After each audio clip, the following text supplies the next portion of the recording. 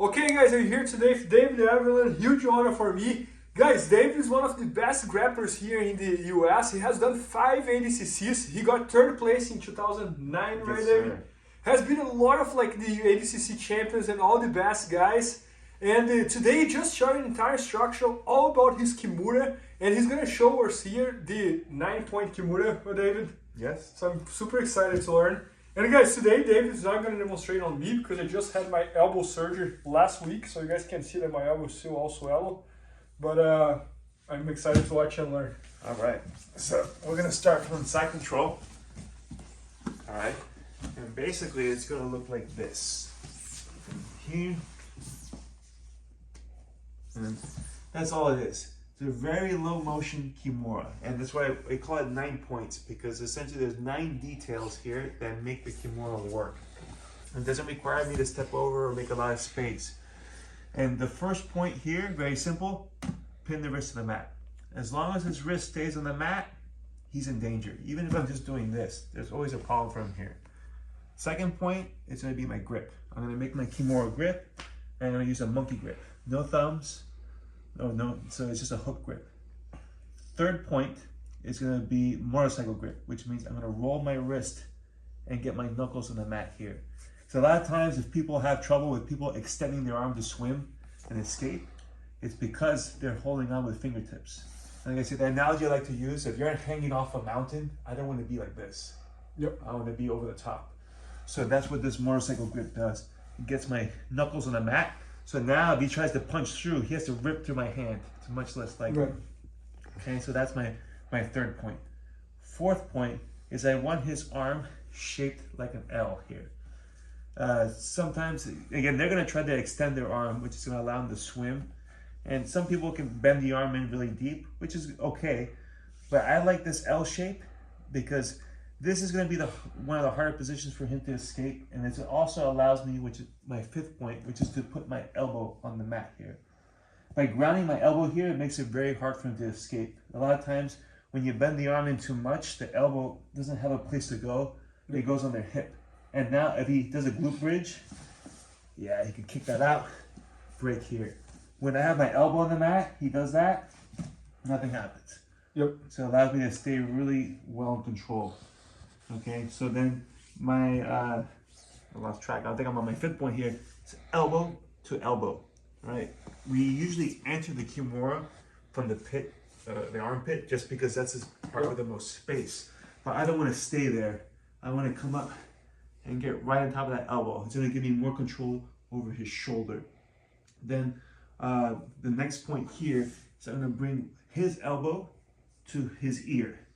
This is one that a lot of people don't realize, but if I move his elbow up right now like this, see his hand's naturally coming up because it's compensating. If I start doing this here, it starts becoming a tap.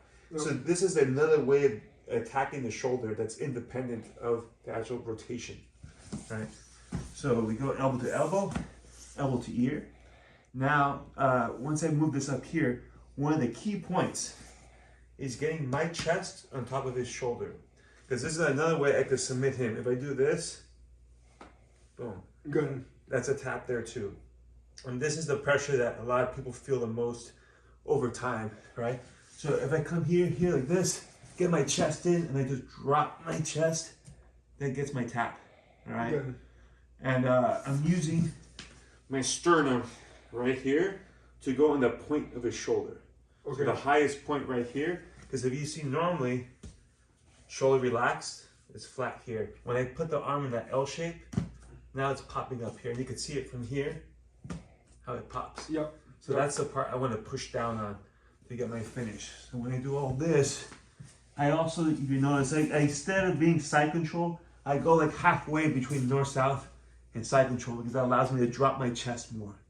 And the final point, 9th point, is just to elevate my elbow here. Boom.